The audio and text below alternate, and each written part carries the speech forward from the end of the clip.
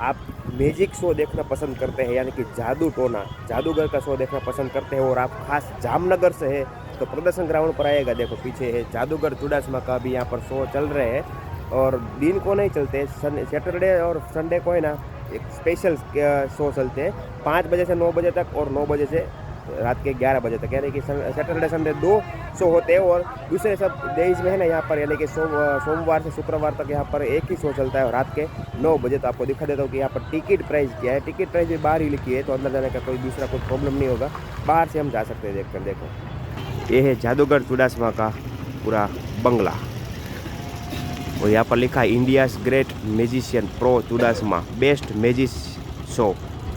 और यहाँ पर टिकट प्राइस की बात करें तो यहाँ पर लिखी है देखो, सबसे पहले है इकोनॉमी क्लास, इसके है 100 रुपये, फर्स्ट क्लास के है 200 रुपये, वीआईपी के है 300 और वीवीआईपी के है 400 रुपये।